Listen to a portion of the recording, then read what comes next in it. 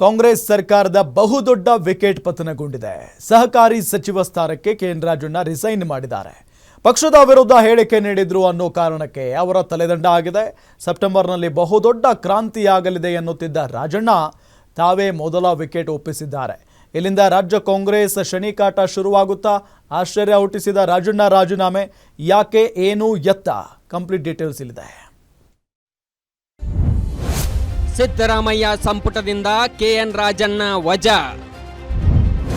ರಾಜಣ್ಣ ವಿರುದ್ಧ ರಾಹುಲ್ ಗಾಂಧಿ ಕೆಂಡಾಮಂಡಲ.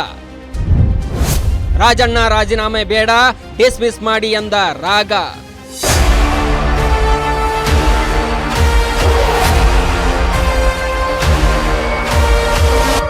ರಾಜ್ಯ ರಾಜಕಾರಣದಲ್ಲಿ ದೊಡ್ಡ ಬಿರುಗಾಳಿ ಎದ್ದಂತೆ ಕಾಣ್ತಿದೆ. ಸೆಪ್ಟೆಂಬರ್ನಲ್ಲಿ ದೊಡ್ಡ ಕ್ರಾಂತಿಯಾಗಲಿದೆ ಎಂದಿದ್ದ ಸಚಿವ ರಾಜಣ್ಣನವರೇ ಮೊದಲ ತಲೆದಂಡ ಒಪ್ಪಿಸಿದ್ದಾರೆ. ರಾಜಣ್ಣ ವಜಾ ಕಾಂಗ್ರೆಸ್ ಪಾಳೆಯದಲ್ಲಿ ಅಚ್ಚರಿಗೆ ಕಾರಣವಾಗಿದೆ. ಸರ್ಕಾರದ ಪ್ರಭಾವಿ ನಾಯಕ ಸಿಎಂ ಸಿದ್ದರಾಮಯ್ಯ ಪರಮಾಪ್ತನೇ ತಲೆದಂಡ ಕೊಟ್ಟಿರೋದು ಅಚ್ಚರಿ ಮೂಡಿಸಿದೆ. ಅಧಿವೇಶನ ನಡೆಯುತ್ತಿರುವ ಸಂದರ್ಭದಲ್ಲೇ ಸಚಿವರ ರಾಜೀನಾಮೆ ನಾನಾ ಚರ್ಚೆಗಳಿಗೆ ಗ್ರಾಸವಾಗ್ತಿದೆ. ಇಂದು ವಿಧಾನಸೌಧಕ್ಕೆ ಆಗಮಿಸಿದ ಸಚಿವರು ಸಿಎಂಗೆ ರಾಜೀನಾಮೆ ಸಲ್ಲಿಸಿದ್ರು. ಅದನ್ನ ಸಿಎಂ ಪರಿಗಣಿಸದೆ ಸಂಪುಟದಿಂದ ಕಿತ್ತು ಬಿಸಾಕಿದ್ದಾರೆ. ರಾಜಣ್ಣನನ್ನ ಅಗೌರವಯುತವಾಗಿ ನಡೆಸಿಕೊಳ್ಳಲು ರಾಜಣ್ಣನ ಮಾತೇ ಕಾರಣವಾಯಿತು.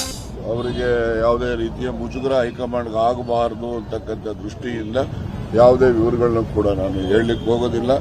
ಈ ಒಂದು ರಾಜೀನಾಮೆ ಅಥವಾ ವಜಾ ಮಾಡಿರ್ತಕ್ಕಂಥದ್ದು ಅಥವಾ ಕೈ ಬಿಟ್ಟಿರ್ತಕ್ಕಂಥದ್ದು ಯಾವುದೇ ಪದ ನೀವು ಹೇಳಿದ್ರೂ ಕೂಡ, ಆದರೆ ಇದ್ರ ಹಿಂದೆ ಒಂದು ದೊಡ್ಡ ಷಡ್ಯಂತ್ರ, ಪಿತೂರಿ ಎಲ್ಲ ಇದೆ.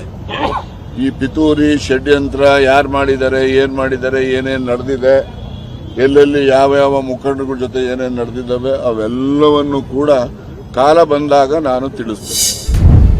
ಪ್ರಭಾವಿ ದಲಿತ ಸಚಿವ ವಜಾ ಆಗಲು ಕಾರಣವೇನು? ವಜಾ ಮಾಡುವಂತೆ ಹೈಕಮಾಂಡ್ ಸೂಚಿಸಿದ್ದೇಕೆ? ಸಚಿವ ಕೆಎನ್ ರಾಜಣ್ಣ ವಜಾಗೆ ಕಾರಣವಾಗಿದ್ದು ಅವರ ಬಾಯ್ಬಡುಕುತನ. ಎದ್ದದ್ದನ್ನ ನೇರವಾಗಿ ಹೇಳುವ ರಾಜಣ್ಣ ಈ ಹಿಂದೆಯೂ ಹಲವು ಹೇಳಿಕೆ ನೀಡಿ ಅಚ್ಚರಿ ಹುಟ್ಟಿಸಿದ್ದರು. ಪಕ್ಷಕ್ಕೂ ಮುಜುಗರ ತಂದವರು. ಆದ್ರೆ ಇಲ್ಲಿಯವರೆಗೆ ಹೇಗೋ ಸಚಿವರಾಗಿ ಮುಂದುವರೆದಿದ್ರು. ಆದ್ರೆ ನಿನ್ನೆ ಮತಗಳವು ವಿಚಾರದ ಬಗ್ಗೆ ಕೊಟ್ಟ ಒಂದೇ ಒಂದು ಹೇಳಿಕೆ ಅವರ ಸಚಿವ ಸ್ಥಾನಕ್ಕೆ ಗೊತ್ತು ತಂದಿದೆ. ಏನಂದ್ರೆ ರಾಹುಲ್ ಗಾಂಧಿ ಮತಗಳವು ವಿರುದ್ಧ ಸಮರ ಸಾರಿದ್ದು ದೆಹಲಿಯಲ್ಲಿ ಕೇಂದ್ರ ಚುನಾವಣಾ ಆಯೋಗದ ವಿರುದ್ಧ ದಾಖಲೆ ರಿಲೀಸ್ ಮಾಡಿದ್ದರು. ನಂತರ ಮೊನ್ನೆ ಬೆಂಗಳೂರಿಗೆ ಫ್ರೀಡಂ ಪಾರ್ಕ್ ನಲ್ಲಿ ಬೃಹತ್ ಪ್ರತಿಭಟನೆ ಮಾಡಿದ್ದರು. ರಾಷ್ಟ್ರೀಯ ಮಟ್ಟದಲ್ಲಿ ಹೋರಾಟ ರೂಪಿಸುತ್ತಿದ್ದಾರೆ. ಹೀಗಿರುವಾಗ ಮತಗಳು ನಮ್ಮ ಸರ್ಕಾರದ ಅವಧಿಯಲ್ಲಿ ಆಗಿದೆ, ಆಗಿನ ಅಧಿಕಾರಿಗಳೇ ಮಾಡಿರಬಹುದು ಎಂದು ಸ್ಟೇಟ್ಮೆಂಟ್ ಕೊಟ್ಟಿದ್ದರು. ಈ ಮಾತು ಹೈಕಮಾಂಡ್ ತಲುಪಿತ್ತು. ಪಕ್ಷಕ್ಕೆ ದೊಡ್ಡ ಮಟ್ಟದ ಮುಜುಗರ ಎದುರಾದ ಹಿನ್ನೆಲೆ ಹೈಕಮಾಂಡ್ ಈ ಖಡಕ್ ನಿರ್ಧಾರ ತೆಗೆದುಕೊಂಡಿದೆ ಎನ್ನಲಾಗ್ತಿದೆ.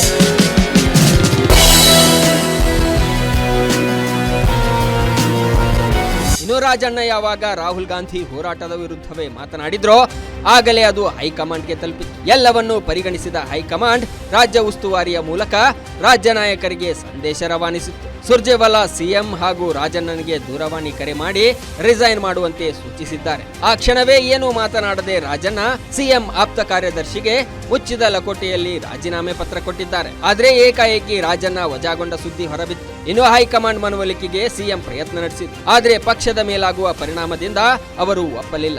ಹಾಗಾಗಿ ರಾಜಣ್ಣನ ರಾಜೀನಾಮೆ ಪಡೆಯಬೇಕಾಯಿತು. ಕೆಎನ್ ರಾಜಣ್ಣಗೆ ಕಾದಿದೆಯಾ ಮತ್ತೊಂದು ಶಾಕ್? ಪಕ್ಷದಿಂದಲೂ ಕಿಕ್ಔಟ್ ಆಗ್ತಾರ ರಾಜಣ್ಣ? ರಾಜಣ್ಣನ ಉಚ್ಚಾಟನೆಗೆ ಸೂಚಿಸಿದ್ರ ರಾಹುಲ್ ಗಾಂಧಿ. ಇನ್ನು ಸಚಿವ ಸ್ಥಾನಕ್ಕೆ ರಾಜೀನಾಮೆ ನೀಡಿದ ನಂತರ ಅವರನ್ನ ಪಕ್ಷದಿಂದಲೂ ಉಚ್ಚಾಟಿಸೋಕೆ ಹೈಕಮಾಂಡ್ ಮುಂದಾಗಿದೆ. ಪಕ್ಷದ ಪ್ರಾಥಮಿಕ ಸದಸ್ಯತ್ವದಿಂದ ತೆಗೆದುಹಾಕುವಂತೆ ಸಿಎಂ ಡಿಸಿಎಂಗೆ ಸಂದೇಶ ರವಾನಿಸಿದೆ. ಹೀಗಾಗಿ ಇಂದು ಇಲ್ಲವೇ ನಾಳೆ ಪಕ್ಷದಿಂದ ಅವರನ್ನ ಅಮಾನತು ಮಾಡಬಹುದು. ಎಕ್ಸ್ಪೆಲ್ ಮಾಡಿದ ನಂತರ ರಾಜಣ್ಣ ಕಾಂಗ್ರೆಸ್ ಸದಸ್ಯತ್ವ ಕಳೆದುಕೊಳ್ಳಲಿದ್ದಾರೆ. ಆದರೆ ಪಕ್ಷೇತರ ಶಾಸಕರಾಗಿ ರಾಜಣ್ಣ ಉಳಿಯಬಹುದು. ಇಂಡಿಯಾ ಒಕ್ಕೂಟದ ಸಭೆಯಲ್ಲಿ ರಾಜಣ್ಣ ಹೇಳಿಕೆ ಪ್ರಸ್ತಾಪ. ಸಭೆಯಲ್ಲಿ ಮುಜುಗರಕ್ಕೆ ಒಳಗಾದ ರಾಹುಲ್ ಗಾಂಧಿ. ಕಳೆದ ಗುರುವಾರ ಇಂಡಿಯಾ ಒಕ್ಕೂಟದ ಸಭೆ ನಡೆಸಲಾಯಿತು. ಈ ಸಭೆಯಲ್ಲಿ ಮತಗಳ್ಳತನದ ಬಗ್ಗೆ ರಾಜಣ್ಣ ನೀಡಿದ ಹೇಳಿಕೆ ಬಗ್ಗೆ ಕೆಲ ನಾಯಕರು ರಾಗ ಗಮನಕ್ಕೆ ತಂದ್ರು. ನಿಮ್ಮ ಪಕ್ಷದ ನಾಯಕರೇ ಹೀಗೆ ಹೇಳಿದ್ರೆ ಹೇಗೆ ಅನ್ನೋ ವಿಷಯ ಪ್ರಸ್ತಾಪ ಮಾಡಿದ್ರು. ಅಂದು ರಾಹುಲ್ ಗಾಂಧಿ ಔತಣಕೂಟ ಏರ್ಪಡಿಸಿದ್ದರಿಂದ ಸಿಎಂ ಡಿಸಿಎಂ ಇಬ್ಬರು ಸಹ ಅಲ್ಲಿಗೆ ಹೋಗಿದ್ರು. ಈ ವೇಳೆ ಸ್ವಪಕ್ಷ ನಾಯಕರ ಹೇಳಿಕೆ ರಾಹುಲ್ಗೆ ಸಾಕಷ್ಟು ಇರಿಸು ಮುರಿಸು ಮೂಡಿಸಿತ್ತು. ಹೀಗಾಗಿ ಕೂಡಲೇ ಸಿಎಂಗೆ ತಿಳಿಸಿದ ರಾಹುಲ್ ರಾಜಣ್ಣ ವಿರುದ್ಧ ಕ್ರಮಕ್ಕೆ ಸೂಚಿಸಿದ್ರು ಎನ್ನಲಾಗಿದೆ.